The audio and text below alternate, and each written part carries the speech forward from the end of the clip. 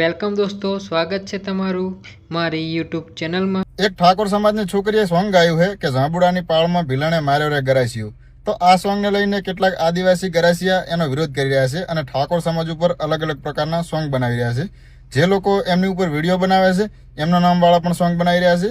તો ભાઈ પહેલી વાત તો એ સમજાવી દઉં બધાને કે જે આ સોંગ ગાયું એ કોઈ ગરાસિયા આદિવાસી માટે નથી ગવરાણું। આ એક જૂની લોકકથા પ્રમાણે સોંગ ગવરાણું છે, જેના શબ્દો છે કે ઝાંબુડાની પાળમાં ભીલણે માર્યો ગરાસિયો।